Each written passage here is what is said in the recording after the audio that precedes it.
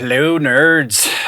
We have a couple of Clip Channel exclusives to do. These are usually things that they don't fit necessarily in the news show, so they go here because this is just kind of the catch-all for the rest of things, save for, the reaction videos.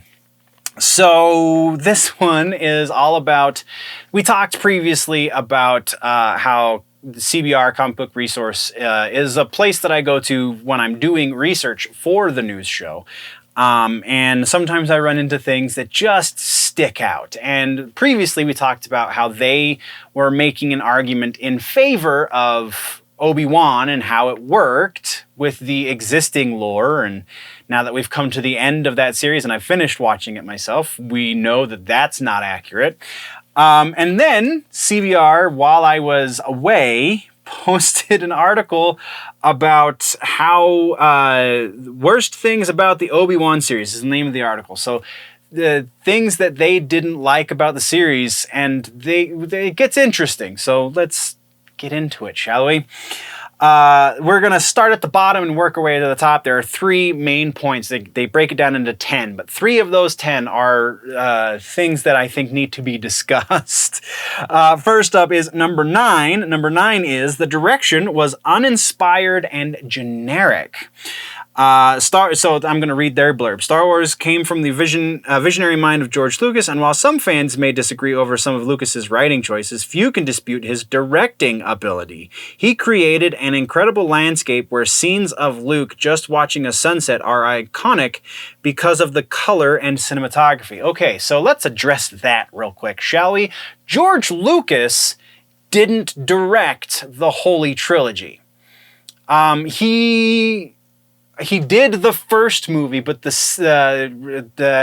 Empire Strikes Back and Return of the Jedi were not directed by George Lucas. By and large, by many accounts, Lucas was not really on set all that much for those other 2 movies. And for the first movie, he had a heaping amount of help, namely cinematography and coloring.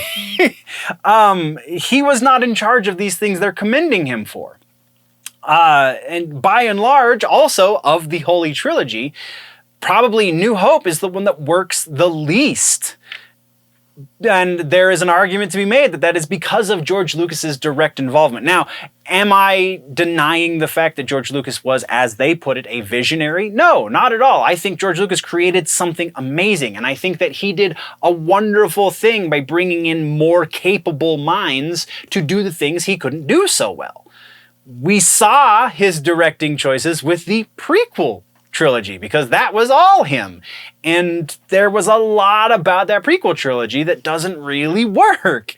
Granted, I feel like in broad strokes, it works much better than the sequel trilogy, but really dialogue was stilted and just cardboard, and the directions given to these very, very incredibly talented actors made them come across as cardboard as well a lot of times. So the Holy Trilogy is not entirely exclusively given to the brainchild of George Lucas. There were many other people involved with making that what it is, and Lucas, like I said, for 2/3 of that, really didn't have as much to do with it directly as a lot of people may think. And apparently people at CBR think. So that's one issue. The next one, we're moving way up the list a little bit. Now we're into point number 2, like I said, bottom to top.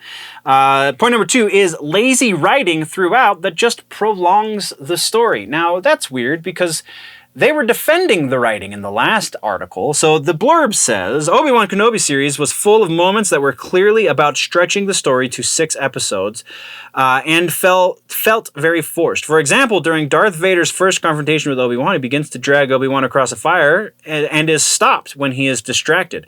Instead of grabbing Obi-Wan again, Vader allows him to escape. During the 5th episode, Kenobi surrenders himself to Reva.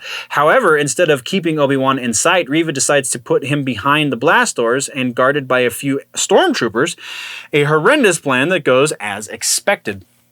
So they're discrediting they're discrediting the character that they were trying to protect at some point earlier, which again, I thought that the actress Moses Ingram was a competent actress. I think she's very good. I just think that she was given crap to work with because a lot of the writing didn't make sense, which is a good point, but if you believe that here, why did you then say that the writing was good in the last article? You came to the aid of the writer, of the head writer, saying that what he was doing actually did make sense and actually was compelling. And no, it wasn't. Not even a little bit. And then we have the ending makes no sense. So this gets into the continuity issues that we have with Obi-Wan Kenobi series. So the ending makes no sense. As a prequel to the original trilogy of Star Wars, certain events would not occur, or could not occur, I apologize. Certain characters could not die during Obi-Wan Kenobi. For example, the final fight between Kenobi and Vader was only ever going to end one way. But that does not mean that it had to end with Kenobi just leaving Vader alive. Sure it did. The idea that Vader would say he killed Anakin and then Obi-Wan would leave him alive is ridiculous, mainly because the only thing that should have been holding him back was the idea that Anakin was still in there somewhere. Additionally, Obi-Wan leaving a genocidal villain alive after his past failures is absurd. So again, we don't understand how continuity works over at CBR because yes, the Vader conflict had to leave both Obi-Wan and Vader alive because they both have to be in the movies going forward. So you want them to change? Like that is the big argument. Is apparently they want everything to just be thrown out the window. They're very much Kylo Ren. Forget the past. Forget the past. Kill it if you have to.